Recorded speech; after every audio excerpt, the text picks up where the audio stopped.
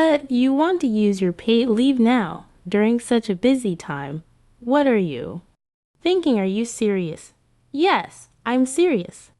It's for my brother's wedding. Fine, you can take the day off. Actually, don't bother coming back ever. You're fired, do you understand? Those were the shocking words I received from Mary the executive when I requested a single day of paid leave after working at the company for over years. It was a breaking point for me after enduring Mary's harassment for so long. Then I quit. I'll be using my remaining days of paid leave starting today. Thank you for everything over the years. I said, saying this, I took off my apron, grabbed my belongings, and left the company. Little did Mary or I know that this would lead to a major crash in the company stock prices. My name is Lisa.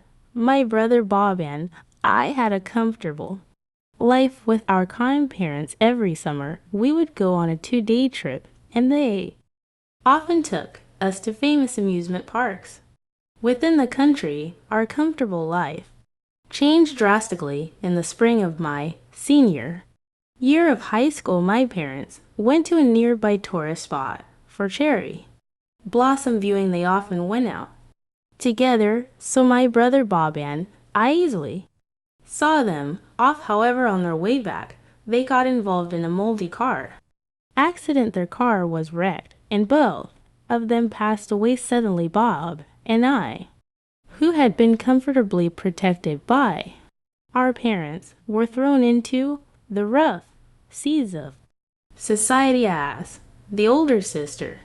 I had no time to mourn. I had to quickly shoulder the burdens of life. Bob was still in middle school. I had to be strong for both of us. Holding back my tears, I began to take care of all the household chores for the two of us. Fortunately, we had some savings and insurance money left by our parents, so we weren't immediately troubled by living expenses. However, Bob, unlike me, was a bright student who excelled in his studies. I wanted to give him the opportunity to go to college. I was speechless when I checked the college tuition fees. I had wanted to go to college myself and study nutrition, but that wasn't an option anymore. Deciding to use our parents' savings for Bob's college, I realized that I needed to find a job as soon as I graduated from high school to sustain our future. My job hunt went relatively smoothly when considering where to apply. I thought of working somewhere related to something my parents loved. That's when I found out about a confectionery shop called Johnson's, which made chestnut sweets, a favorite of my parents. The place was easily accessible from my house, so I set my sights on Johnson as my top choice and poured my heart into the resume. Before I knew it, I was advancing to an interview with the president and quickly received a job offer that day. Instead of the usual chestnut cake, I bought a special one to celebrate my new job with Bob. Bob was tearfully apologizing for making me give up on going to college because of him, but I kept telling him not to worry about it. He shouldn't worry about such things. I hugged him and repeatedly assured him it's okay. Besides, although giving up on college was disappointing, I was genuinely happy to work at the store my parents loved. I learned that Johnson's, a confectionery store, was unusually a publicly traded company and quite large.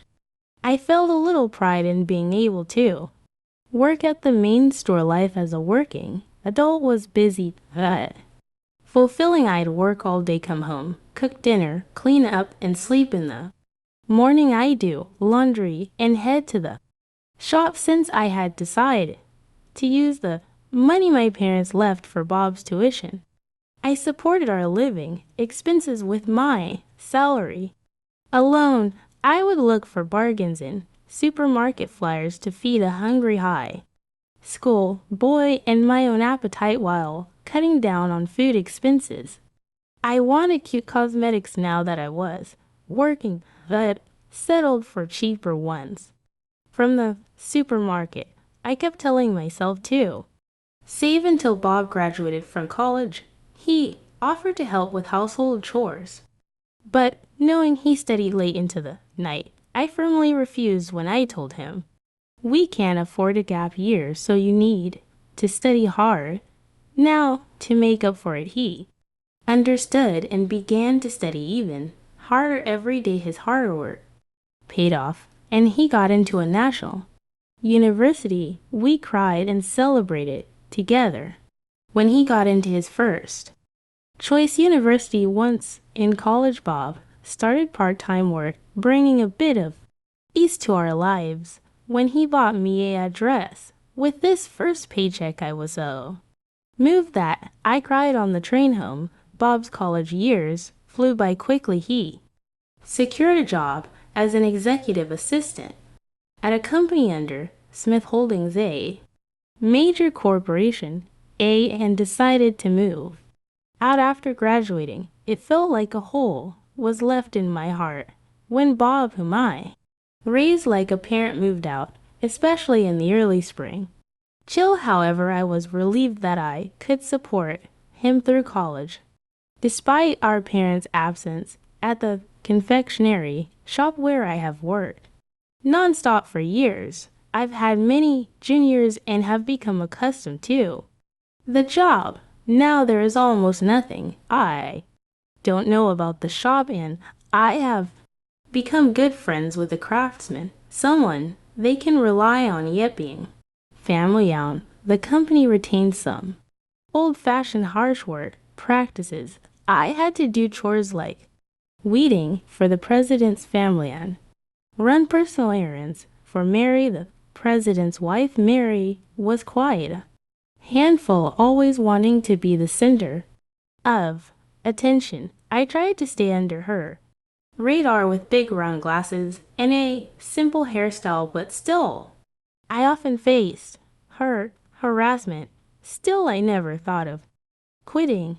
I wasn't sure if a high school graduate could find another job easily, and I needed to support Bob plus my pride in working with the chestnut cakes my parents' love kept me from considering leaving. Years after Bob started working, I received a call from him sounding embarrassed. By all accounts, the proposal was a success. His fiancée is called Moria. She is the daughter of the president of the Smith Group, where he works. Bob, working as an executive assistant, had become close with the president's family and quickly formed a bond with Maria. With the blessing of the president and CEO, he had proposed to Maria, and they were now set to marry. Sis, don't cry. I'll make things easier for you now, Bob said, noticing my tears of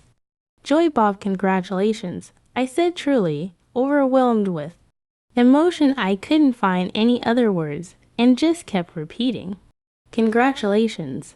The wedding was set to take place in months. It coincided with the busy season at the store, but nothing was more important than my dear brother's wedding. Besides, I had hardly used any paid leave so far. If not now, when would I use it? After hanging up the phone, I headed straight to my closet as expected. I didn't have a dress suitable for a wedding. It's a once-in-a-lifetime event for Bob, so I want to wear something really stylish. I'll go dress shopping on my next day off. I need to get a new small purse too. I thought, unable to contain my excitement, as if it were my own big day. While my mind was filled with happiness about Bob's wedding, the company was facing tough times, unable to bear Mary's bullying of the female employees too. Junior colleagues had resigned. Additionally, a veteran male employee left to take over his family Business leaving so suddenly shows a lack of responsibility, Mary complained, ignoring the fact that her harassment was the cause. It's true at a time when we don't have enough hands. The president agreed. Basically, President John is a yes man to marry, although it's pitiful that he can't stand up to his wife and follows her lead. Even at work, he's not reliable at all now, with people having left the president, and Mary didn't even think of hiring replacements, dumping the extra work on us and just grumbling, which was truly exhausting. Still, I worked, desperately covering for the juniors who left, and the wedding day approached. Before I knew it, I had planned to apply for a day off when Mary was in a good mood, but hadn't found the right time to mention the wedding. With only 2 weeks left, I had to apply today. Mary, good evening. I greeted her. Oh, Lisa, what do you need? My brother is getting married. I said, that's great, congratulations. And when are you getting married, Lisa? I was just here to apply for leave. Why did she need to ask about my marriage prospects? Annoyed but not showing it, I continued, someday I will. For now, I like to take a day off on the Sunday. What, you want to take a day off during this busy period? Are you serious? I am. It's my brother's wedding. Fine, take the day off. Actually, you don't need to come back ever. You're fired. Understand, fired after over years of dedicated service without hardly taking any leave, and for my brother's wedding, working tirelessly through this busy period, even covering for those who left. Something inside me snapped. Perhaps it was the last straw. After enduring years of Mary's harassment, then I'll resign. I'll use the remaining days of my leave starting today. Thank you for everything over the years, I said as I spoke. I moved my bandana, ignoring the stunned colleagues, Mary, and the speechless President Johnson. I grabbed my belongings from a locker and left the company without looking back. Despite being unfairly dismissed, I felt a strange sense of liberation once I stepped out of the company, determined to sever all ties. My first stop was a mobile phone store. I changed my number to ensure I wouldn't receive any calls from the company.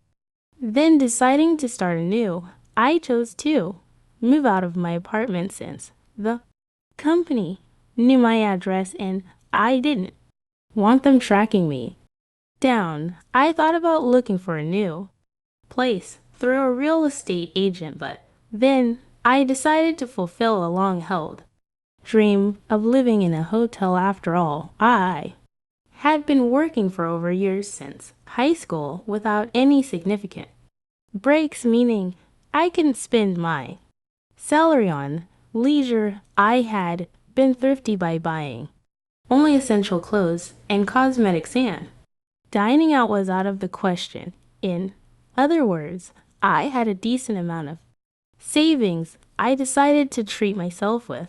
These savings for my years of hard work. With that in mind, I checked into a business hotel near the station for a long-term stay. I jumped into the freshly made bed, marking the start of my comfortable hotel life. Finally, the day of Bob's wedding arrived, the bride being Maria, the daughter of the well-known Smith Group's president. The wedding was held in a luxurious venue at a top-tier hotel. Thank you all for attending my sister's wedding today, the groom Bob said during the speech. Bob has been working as my assistant and is an exceptionally talented young man, truly my right hand. It's a great happiness for my sister to marry such a capable and sincere man. For its Smith Group, it's also a great addition to have such a strong character join our family, promising future growth and stability for our group. Tears welled up in my eyes during the speech by Maria's brother President Smith. My brother had become more admirable than I ever imagined, who would have thought he'd earned enough trust to marry the sister of a president, according to what my brother told me. President Smith, the son of a chairman, is expected to be the next chairman of the group, together with President Smith. My brother Bob is improving the performance of the company they're currently managing. I recall the sudden grief I faced in my senior year of high school. Bob was just a middle schooler. Then I am not yet fully an adult myself. Seriously struggled with how to guide my brother into adulthood, seeing the balance in the savings account left by our parents. I even contemplated dropping out of high school to work. Bob once hesitantly said he wanted to attend a tutoring school during the summer break.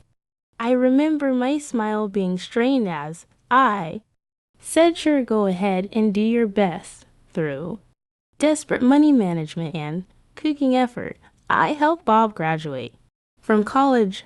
Now he's doing a respectable job, good enough to marry into a more affluent family. This must be what they mean by a sister's pride. Maria, soon to be Bob's wife, was smiling happily beside him. The more I looked at her, the more I admired her elegant beauty as a sister. What relieved me most was how kind Maria seemed every time something happened. Their glances and shared laughter showed how deeply they were in love. It filled me with happiness. Too, it was during the meal with our family. After the ceremony, "Sis, is there something bothering you?" Bob asked. I had hesitated for just a moment, lost in thoughts about my job situation, and Bob, sharp as ever, whispered in my ear, "No, it's nothing serious. It doesn't have to be serious. Just talk to me about it. It's not something to discuss on such a happy day. I'll tell you later," I replied, "but now you've got me worried. Come here for a second." He insisted. He gently pushed me behind a partition, giving us privacy. I dared up again at my brother's thoughtfulness. "Sis, is it about your job? Something tough happened?" Bob asked. "Yes, about the job. I told them I needed a day off for your wedding, and they said they fired me. I got so mad I resigned on the spot. I ended up spilling everything, though I had intended to calm down and tell him later. Wait, sis, you worked so hard at Johnson's, and they fired you." Bob was speechless. "Didn't they call to apologize later?" "That was it, yes. I just wanted to get away from the company." Here's the continuation with each sentence starting on a new line and appropriate spacing, so I changed my cell phone number. I even moved out of my house, since they knew my address now. I'm living a lavish hotel life with the money I saved. Bob didn't laugh at my attempt to lighten the mood. Maria, he peered from behind the partition, calling his bride Moria, now in casual clothes instead of her wedding dress, looked even softer as she hurried over. Bob briefly explained my current situation to her. "Bob, we have a guest room in our house. Let's make your sister our first guest," Maria suggested. I couldn't possibly. I don't want to be a burden on newlyweds. I'm actually enjoying my hotel life, I protested. "Don't worry about me," Bob interrupted my hurried refusal. "Maria insists sis really come stay with us. Living in a hotel, you can't cook in it. Your nutrition suffers, and sis, you must be anxious. Stay with us until you find your next job." "That's right, our father built us a house. That's actually too big for just the two of us. It's perfect. Please stay with us until you feel settled." "Lisa, I couldn't possibly. I feel so indebted," I said, unable to lift my head from a mix of gratitude and guilt. They both nodded. with a smile, and so it was decided that I would stay with my brother and his new wife about a week after I started. Staying at Bob's, a man came to visit, escorted by Bob. He was John, the son of the president of Johnson's, where I used to work. I knew him by sight, but as he worked for a different company, we had hardly spoken. Why are you here with Bob? I wondered. Actually, he's a friend from college. Bob grinned. Regarding the many years you worked at Johnson's, my parents did something terrible. I can't apologize enough, John. Sincerely, apologize. No, John, you don't need to apologize, I replied. Well, I've been thinking of returning to the family business. I found out that your paid leave hasn't been compensated yet, so I'll make sure it's paid this week also. There's something confidential, but not now that's confidential to my sister too. Bob playfully stopped John, although I couldn't find out the details. Their demeanor made me think nothing bad would happen, so I decided to wait and see. A few days later, I saw on the news that Johnson's stock had plummeted. Had those two done something? Maria appeared with a smile. Lisa, I actually loved Johnson's chestnut cakes and held a lot of their stocks, but after what they did to you, Bob and I discussed it and sold them all. My father also held shares, and he was furious when he heard about their treatment of you, so we all sold them. This crash I held quite a bit for investment purposes when I sold them all at once, but it seems there are many others selling Johnson's shares. Now Maria explained, showing me the screen of her tablet displaying news about Johnson's staff resigning and incidents of harassment by Mary. Suddenly Bob appeared. John and I bought most of the sold shares. With that, we can have a in management. Being the son of the president doesn't make Jan the president of Johnson's. At the next shareholders meeting, we plan to ask the current president and executive director and install John as president. Will clear the bad reputation and compete again with delicious chestnut cakes. John has learned proper management at another company. He's trustworthy. I noticed you and John were planning something that I never imagined. This, I said. Right, sis, when John becomes president, would you support him again? Bob asked. This is a letter from him. Bob handed me a letter. It contained an apology and a request for me to come back, promising to never involve the current president or Mary in the company again. He asked if I would teach him about the business becoming his right-hand person, John, and I agree that we won't make you do unreasonable able work, Bob assured. I couldn't help but smile a bit at the earnestness of their offer. The job at Johnson's, which I had once left behind, but I really do love Johnson's chestnut cakes, wanting to preserve the flavor cherished by my parents. I nodded quietly yet firmly. When I returned to the company after a long time, most of the staff had resigned and relationships with suppliers were mostly damaged. It seemed a daunting task to turn things around, but the staff who stayed were highly motivated. Everyone was filled with a desire to protect Johnson's flavors. Moreover, craftsmen who had been with the company since the previous president's time and long-term suppliers were hopeful about John's leadership, which showed a ray of hope for revival. However, just as the business started to improve, the former president and Mary showed up, apparently trying to make a comeback, but when security tried to remove them, they began throwing office supplies. So I immediately called the police. I'll see you. How dare you do this? Mary screamed. I presented past ledgers showing their embezzlement and audio. Testimony from former employees about Mary's harassment. Then they turned to John for help, but he firmly said what Lisa is saying rapes presents the collective decision of the company, including myself.